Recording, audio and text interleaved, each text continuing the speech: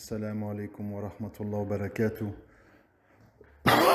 Paix sur ceux qui suivent la guidée. Paix et bénédiction sur le prophète sallallahu alayhi wa sallam, sur ses compagnons, ses amis, sa famille, ainsi que sur tous ceux qui le suivront de bonne foi jusqu'au jour du jugement. Voilà, je vous fais un audio un peu rapide vu les circonstances. Donc je suis positif au Covid. Ça va, c'est pas trop. Enfin, il y a des hauts et des bas en fait, on va dire. Voilà.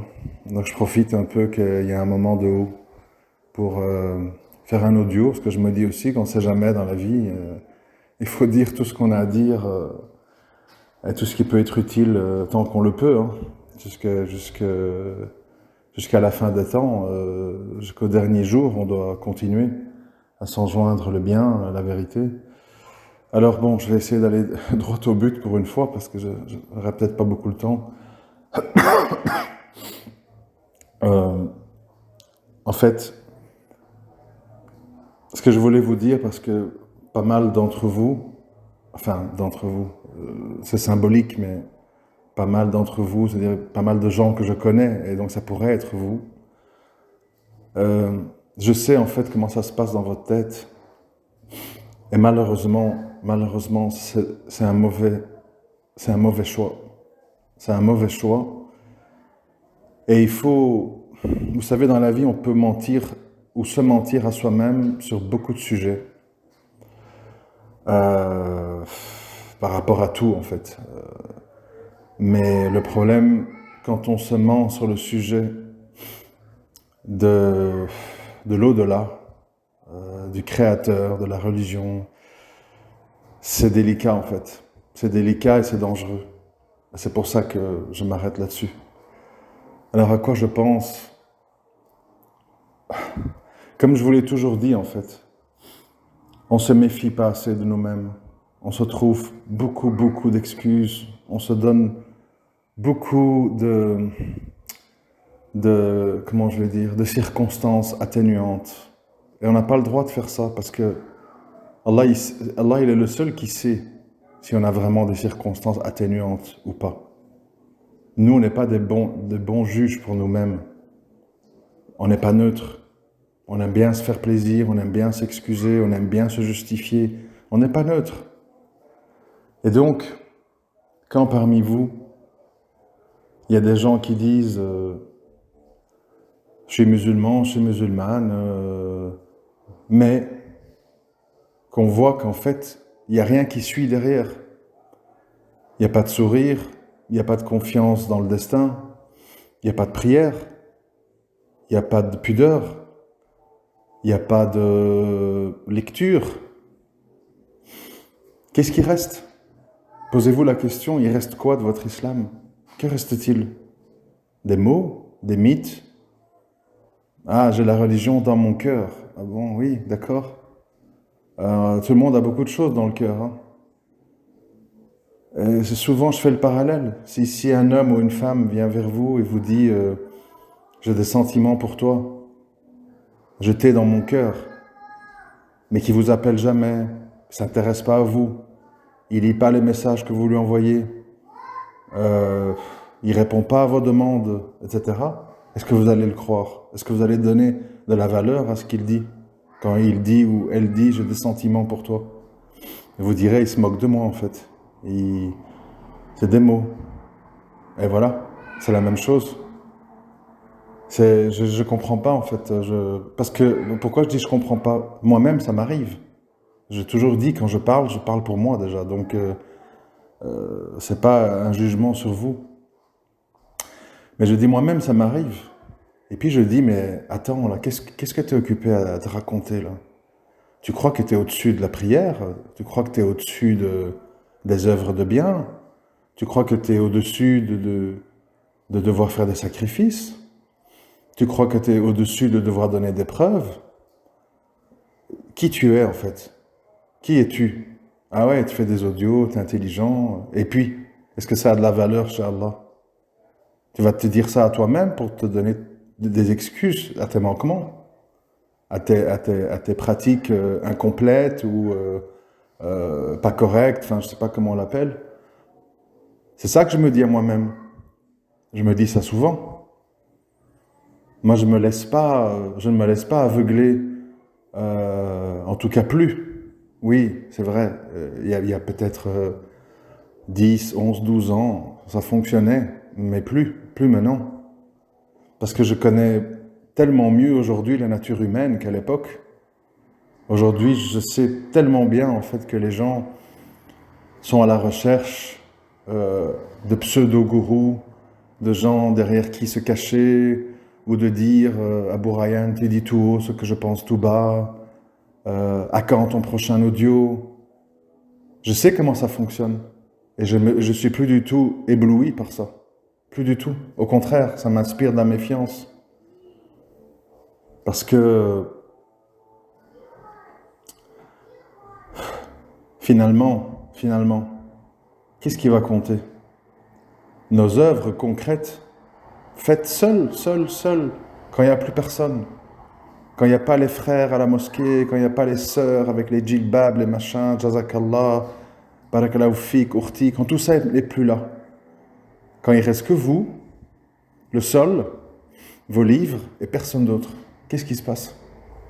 S'il n'y a rien qui se passe, c'est l'hypocrisie. C'est se mentir à soi-même. C'est faire semblant. Et ça, c'est la grande perte. Il faut faire attention à ça. Parce que je répète, je connais la nature humaine, je vois les gens autour de moi, je vois comment moi j'ai pu penser à certains moments donnés de ma vie, et je sais que nous ne sommes pas des juges neutres avec nous-mêmes. On ferme les yeux sur plein de choses, sur plein de manquements, sur plein d'injustices. On croit que les mots et les intentions suffisent et qu'il n'y a pas besoin d'actes. Vous savez, chacun ses épreuves, c'est pas ça la question, mais comme je suis un père maintenant qui s'occupe pratiquement à plein temps de petits-enfants, c'est pas toujours facile, il n'y a pas toujours des échanges intellectuels, parce que vu l'âge. Et alors, je pensais à ça, et puis je me suis dit, mais subhanallah, tu as des frères ou des sœurs pour leur foi. Ils ne doivent pas s'occuper d'enfants, ils doivent être entre quatre murs pendant 10, 15, 20 ans. Parfois avec des tortures, parfois avec des... Enfin bref, vous voyez ce que je veux dire. Et nous, on ose dire, ah, c'est pas facile d'être maman solo, ah, c'est pas facile d'être papa solo, ah, ceci, ah, il fait chaud, ah, il fait froid, ah, je me sens seul, oh, le mariage de nos jours, vous vous rendez compte? C'est pas correct. Et alors je pensais à ça, c'est quelque chose qui m'est arrivé aujourd'hui, et bon, j'en parle parce que pour vous montrer aussi comment on doit interpréter correctement. Je me disais ça justement, et puis j'ai réagi dans ma tête en me disant, oui, mais il n'y a aucune raison de se plaindre, parce que c'est quelque chose de doux, c'est quelque chose de beau en fait, de consacrer même beaucoup de temps à des enfants. Et à ce moment-là, comme en plus d'être malade, en fait, je me sentais un peu fragile dans ces pensées-là. J'ai un de mes fils qui d'habitude est très indépendant et joue et se préoccupe pas trop. Il est venu vers moi en me regardant et il m'a tendu sa main, qu'il a mis dans ma main, comme pour me lancer un message en fait. Et il m'a tenu la main comme ça pendant 5-10 minutes. Et je me suis dit, subhanallah, voilà la réponse en fait. Voilà la réponse. C'est tout ce qu'on fait en disant Alhamdulillah, Allah il nous l'adoucit par quelque chose qui suit derrière. Après la difficulté vient la facilité. Après la peine vient le bonheur. Après la frustration vient la joie, etc., etc. Mais le souci, et j'insiste là-dessus vraiment. Et j'insiste parce que c'est des choses que je me dis à moi. Donc, je suis sûr que vous êtes certainement, pas tous, c'est sûr, mais Il y a certainement pas mal de gens d'entre vous qui ont ce genre de sensation. Et j'ai vraiment réalisé, et je me suis dit, il faut que je leur dise, il faut que je leur explique dans un audio cette pensée-là, c'est important. Pourquoi, comment nous permettons-nous de nous plaindre et de demander des choses à Allah quand on donne peu, on sacrifie peu? Je comprends pas. À un moment donné, on doit vraiment se le dire, quoi. Je ne fais pas d'efforts. Ce qu'on dit, je ne fais pas les sababs de beaucoup de choses. Et puis tu attends, en fait. Et tu estimes que tu es en droit de recevoir. C'est pas comme ça que ça va. C'est pas possible que ça aille comme ça. C'est pas une question de transaction commerciale. C'est une question d'équité et de justice. Si tu attends d'Allah, il faut aller vers lui. Il faut que tu changes des choses pour lui. Il faut que tu te décides, malgré tout, les distractions, la télé, les foutus téléphones, les gens. Il faut que tu te décides à prier. Il faut que tu te décides à parler autrement. Il faut que tu te décides à t'habiller autrement. Tout, en fait. On ne peut pas comme ça dire « je fais tout et n'importe quoi ». Je me soucie de rien. Mais j'ai l'islam dans mon cœur, j'ai la akida dans mon cœur, je ne sais pas quoi. Moi, je ne fais pas un jugement rabaissant. Je dis juste qu'on est occupé à se mentir à nous-mêmes. Et ça, c'est très dangereux de se mentir à soi-même. C'est terrible. Et je vois tellement de gens qui sont là-dedans. Tellement. Des gens qui se croient intelligents, des gens qui se croient déjà au paradis, je ne sais pas. Ils donnent des leçons aussi, et des jugements sur les autres. Et tu vois leur vie. Et tu vois leur façon de se comporter. Et alors les gens, parce que c'est shaitan, au lieu de dire « Astaghfirullah, c'est vrai », non, ils disent pas ça. Ils te disent « Oui, mais moi je suis pas comme certaines voilées qui se voilent mais qui font des cochonneries. » Tu vois, ça c'est shaitan en fait. C'est-à-dire, continue à désobéir, de toute façon t'es pas si mal. Continue à pas prier, de toute façon, même si tu pries pas, tu te comportes bien dans la vie. Continue à être en petite tenue, de toute façon tu te donnes pas aux hommes comme ça, t'es pas une fille légère. Vous voyez le principe, le mécanisme. Ne change rien, parce que de toute façon t'es bien. Subhanallah. Moi j'ai peur pour moi, hein. J'ai peur pour vous, j'ai peur pour... Et c'est quelque chose de très répandu, hein. Très répandu. Hier, je crois que c'était hier, je ne sais plus, parce que je suis un peu confus, je dors beaucoup, donc je n'ai plus la notion du temps, enfin. J'avais entendu, je crois, une espèce de space où il y avait des sunnites, des chiites, je ne sais plus à quelle heure, bon bref. C'était entre deux sommeils. Et je me suis dit, subhanallah, comment Shaitan il nous a eu en fait. C'est incroyable. Incroyable. Et ce qui m'est venu à l'esprit quand j'ai entendu toutes ces polémiques, je me suis dit, en fait, le musulman qui craint Allah et qui espère le paradis, il doit vraiment ne pas se laisser distraire par les anecdotes, les racontards, toutes les histoires que j'entends là avec... oui, le jour du jeudi, le prophète sallam n'avait plus toute sa tête, oui mais non, et l'imam Shafi, il a dit tel fatwa, et les gens ils se perdent, ils s'insultent, et tu dis, mais voilà, Shaitan en fait il enlève toute rahma, il enlève tout équilibre mental, il enlève toute spiritualité, il reste plus que les conflits en fait. C'est effrayant. Alors après, j'ai pas dit que c'est pas important. Et bien sûr, il faut connaître sa religion, la science, tout ça. Mais il faut éviter de se mettre dans ce genre de situation. Les gens qui veulent mentir, les gens qui veulent salir, tu vas te salir avec eux, en fait, dans la mare aux cochons, si tu participes à leurs histoires. Vous savez, vraiment, quand je dis vous savez, on le sait tous, mais mettez-vous dans la situation. Mettez-vous dans la situation. Des milliards de gens nus, affolés, apeurés, chauds, qui attendent un livre dans leur main droite ou leur main gauche. Et il n'y a plus de marche arrière. Il n'y a plus de marche arrière. Il faut assumer tout ce qu'il y a là-dedans. Il y a de quoi ne plus dormir, il y a de quoi tout arrêter, il y a de quoi pleurer, je ne sais pas quoi dire en fait. Mais on ne réalise pas. On ne réalise pas. On se joue, on fait semblant, on fait des disputes. Je ne comprends pas en fait. On est au point, regardez le monde, tout ce qui se passe, regardez tout ce qui arrive. On doit sauver notre peau. On ne peut pas continuer à se mentir à nous-mêmes, à nous enfuir dans des débats, dans la réalité virtuelle, dans les tchic-tchac. Fermez tout et analysez votre vie. Vraiment, faites-le. Fermez tout. Et analysez votre vie. Où en êtes-vous avec votre prière? Où en êtes-vous avec votre pudeur? Où en êtes-vous avec votre comportement et votre vocabulaire? Où en êtes-vous dans les œuvres de bien? Où en êtes-vous avec votre argent? Etc., etc. Avec votre temps. Avec vos enfants. Où en êtes-vous?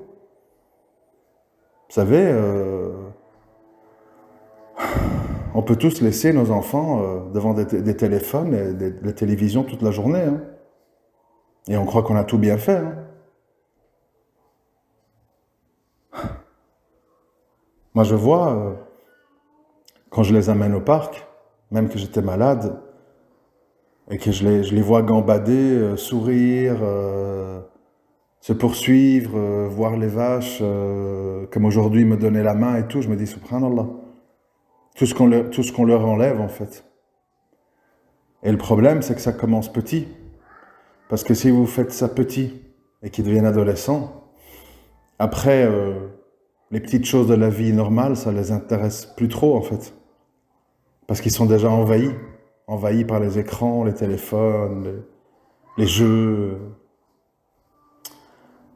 Moi, j'ai tellement peur, en fait, pour moi-même et pour vous, des regrets. Les regrets dans tout, en fait. Les regrets dans l'éducation de nos enfants, dans ne pas s'être repenti de nos manquements, de nos péchés, de ne pas avoir voulu faire les efforts, de ne pas avoir essayé de faire du bien. Quand les portes sont refermées, c'est terminé, c'est fini. Et il n'y a plus que les regrets. Et je ne sais pas si... Peut-être certains d'entre vous n'ont pas vécu des situations où ils ont des regrets. Vous savez, quand on ressent ça un petit peu, quand on tombe en prison. Moi, je me rappelle, quand je suis tombé en prison, bon, bien sûr, c'est pas une situation normale. Donc, évidemment, on a des réactions disproportionnées. C'est normal aussi. Très, très rapidement, en fait, on vient à faire un bilan. Parce que tu sais, comme tu es enfermé, tu sais que tu peux plus changer ça. Tu peux pas sortir de là et changer. Tu peux pas aller prendre tes enfants dans les bras, tu peux pas aller visiter un malade, tu peux pas aider un frère à déménager, tu peux pas faire une médiation de couple pour éviter un divorce, tu peux plus rien faire. Et tu dis, voilà. Et maintenant quoi? Et tu as les regrets. J'aurais dû, j'aurais pu, j'aurais dû. Si j'avais su, j'aurais dû. Tu te dis ça pendant 3-4 mois en prison. Et après, tu t'habitues à ton nouveau monde, là, ça devient une nouvelle réalité, tu commences à accepter, etc. Mais au début, c'est ça la torture. J'aurais dû, j'aurais pu, j'aurais dû, j'aurais pu. Et ça, c'est la prison. C'est-à-dire qu'on en sort un jour. Mais le jour du jugement, on ne sort pas. On ne sort plus. On est là, devant le bouquin. Avec tout qui est écrit dans les moindres détails. Les mensonges, les injustices, les péchés, petits ou graves. Et voilà. C'est terrifiant. Moi, ça me terrifie. Et je suis arrivé à un niveau de ma vie, et à nouveau, je le dis, pour que les plus jeunes ne perdent pas le temps que j'ai perdu, parce que moi, j'ai quand même 48 ans. Je suis arrivé à un niveau de ma vie où je me dis, il faut absolument accepter les épreuves qu'Allah il te donne, parce que, comme tous les musulmans dans ce monde, tu as des milliers de choses à te faire pardonner. Accepte, accepte, endure, patiente, valorise, fais des efforts. Justement, plus c'est dur, plus tu te rapproches d'Allah. Prière, prière sérogatoire, méditation, réfléchir, demander pardon, du dhikr, les œuvres de bien, s'occuper de ses enfants, les distraire, autrement qu'en les jetant devant des écrans, etc. Oui, tous nos enfants, ils voient les dessins animés et tout, c'est pas ça la question. C'est la question qu'ils ne doivent pas avoir que ça. Et pour ça, il faut consacrer du temps.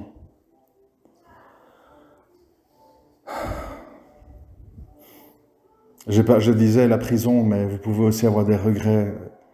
Imaginez-vous, vous vous plaignez de votre femme, de votre mari, de vos enfants. Et puis, il y a un accident, il décède. Vous imaginez? J'aurais pu, j'aurais dû. Ça recommence. J'aurais pu, j'aurais dû. J'aurais pu, j'aurais dû. Parce que c'est fini, vous voyez? Une fois qu'il n'y a plus la possibilité de changer, on réalise. Et cette réalisation, on ne la fait pas tant qu'on peut changer. Là, on ne la fait pas. Demain, on verra. Dans 4-5 ans. Ouais, la hijra, d'ici 2030. Oui, le mariage, quand mes enfants seront grands, etc., etc. Les gens se racontent des histoires. Se croient éternels, croient qu'ils contrôlent le destin. Subhanallah, je ne sais pas quoi dire. Je ne sais pas quoi dire d'autre qu'Allah me préserve de l'orgueil, qu'Allah me préserve de me mentir à moi-même, qu'Allah me facilite d'accepter le destin bon ou mauvais, ou interprété comme tel, parce que le destin ne peut être que bon, par toute logique. Et que quoi qu'il arrive dans ce monde, on ne dévie pas, on ne se décourage pas. Et on ne commence pas à nous prendre nous-mêmes, nos propres personnes, pour des divinités. Ça, c'est la grande tragédie quand ça arrive, quand on croit, j'ai tout compris, je contrôle tout, je sais ce qui est bien ou mauvais, je sais ce que je veux ou je ne veux pas. Alors là, ça commence en fait, là ça commence. Et Allah, il vous ouvre des portes, Allah, il vous donne des signes, et vous prenez pas, parce que vous voulez pas. Et voilà, mais c'est comme ça que ça se passe. La ilaha illallah Muhammad Rasulullah.